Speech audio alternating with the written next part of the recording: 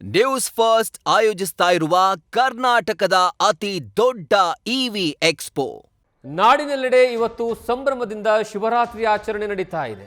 ದೇಶದ ವಿವಿಧ ಮೂಲೆಗಳಲ್ಲಿ ಶಿವನ ದೇವಸ್ಥಾನಗಳಲ್ಲಿ ಪೂಜೆ ಪುನಸ್ಕಾರಗಳು ನಡೀತಾ ಇದ್ದು, ರಾತ್ರಿ ಇಡೀ ಶಿವನಾಮ ಸ್ಮರಣೆ, ಧ್ಯಾನ, ಜಾಗರಣೆ ಇದೇ ಈ ಹೊತ್ತಿನ ಮಹಾಶಿವರಾತ್ರಿಯ ವಿಶೇಷ. ಹರ ಹರ ಮಹಾದೇವ್.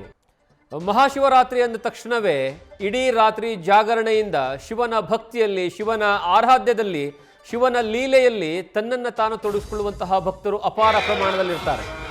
ದೇಶದ ನಾನಾ ಭಾಗಗಳಲ್ಲಿ ಎಲ್ಲ ಕಡೆಯೂ ಸಹ ಶಿವನ ದೇವಸ್ಥಾನಗಳಲ್ಲಿ ವಿಶೇಷವಾದಂತಹ ಪೂಜೆ ಪುನಸ್ಕಾರಗಳನ್ನು ಮಾಡಲಾಗುತ್ತೆ. ಶಿವನ ಪುರಾಣಗಳನ್ನು ಓದಲಾಗುತ್ತೆ. ಶಿವನಿಗೆ ಸಂಬಂಧಪಟ್ಟಂತಹ ವಿಚಾರಗಳನ್ನು ಜನರಿಗೆ ಹಂಚುವಂತಹ ಕೆಲಸವನ್ನು ಮಾಡಲಾಗುತ್ತೆ. ಭಕ್ತಿ ಭಾವದಲ್ಲಿ ತೊಡಗಿಕೊಳ್ಳಲಾಗುತ್ತೆ. ಜೊತೆಗೆ ಶಿವನಿಗೆ ವಿಶೇಷವಾದಂತಹ ಪೂಜೆಯನ್ನು ಮಾಡಲಾಗುತ್ತೆ.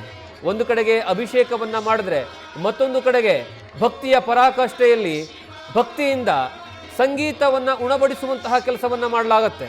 ಇಲ್ಲಿ 2-3 ವಿಚಾರಗಳನ್ನು ನೋಡಬೇಕು.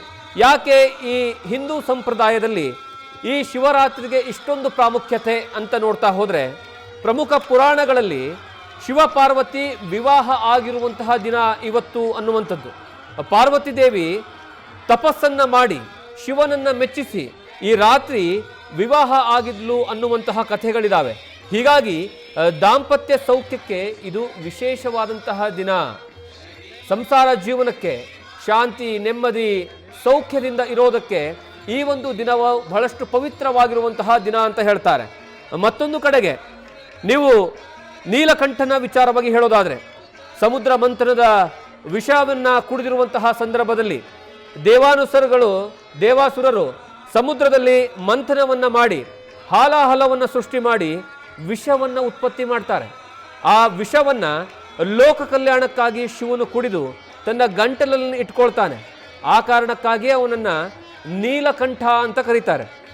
ಆ ಒಂದು ಸಂದರ್ಭದಲ್ಲಿ ನೀಲಕಂಠನಾಗಿರುವಂತಹ ಶಿವನನ್ನು ಪಾರ್ವತಿ ಇಡೀ ರಾತ್ರಿ ಆ ವಿಷ ಇಳಿಯದಂತೆ, ಅಂದರೆ ಹೊಟ್ಟೆಗೆ ಇಳಿಯದಂತೆ ತಡೆಯುವಂತಹ ಕೆಲಸವನ್ನು ಮಾಡ್ತಾರೆ. ಆ ಸಂದರ್ಭದಲ್ಲಿ ದೇವಾನುದೇವತೆಗಳು ಜಾಗರಣೆಯನ್ನು ಮಾಡಿ ಶಿವನನ್ನು ಎಚ್ಚರವನ್ನು ಇಟ್ಟಿರ್ತಾರೆ ಅನ್ನುವಂಥದ್ದು ಈ ಪುರಾಣಗಳಲ್ಲಿ ಉಲ್ಲೇಖ ಆಗಿದೆ. ಹಾಗಾಗಿಯೇ ಇದೇ ಶಿವರಾತ್ರಿಯ ಜಾಗರಣೆಯ ಮೂಲ ಅನ್ನುವಂಥದ್ದು ಹೇಳ್ತಾರೆ. ಇದೆಲ್ಲದರ ಜೊತೆಗೆ ಬೇಡರ ಕಥೆಗಳ ಮಹಿಮೆಗಳು ಸಹ ಈ ಒಂದು ಶಿವರಾತ್ರಿಯ ವಿಚಾರದಲ್ಲಿ ಬರುತ್ತೆ. ಶಿವಪುರಾಣ, ಸ್ಕಂದ ಪುರಾಣದಲ್ಲಿ ಬೇಡರ ಕಣ್ಣಪ್ಪ, ಚಂದನ, ಸುಂದರಸೇನ ಮುಂತಾದವರು ಶಿವರಾತ್ರಿ ಎಂದು ಉಪವಾಸ ಮಾಡ್ತಾರೆ. ಬಿಲ್ವಪತ್ರೆ ಅರ್ಪಣೆಯನ್ನು ಮಾಡಿ ಸದ್ಗತಿಯನ್ನು ಪಡೆಯುವಂತಹ ಕಥೆಗಳನ್ನು ಹೇಳಿ ಶಿವನ ಕೃಪೆಗೆ ಪಾತ್ರರಾಗ್ತಾರೆ. ನ್ಯೂಸ್ ಫಸ್ಟ್, ನಿರ್ಭೀತಿಯಿಂದ ನಿಮ್ಮ ಪರವಾಗಿ.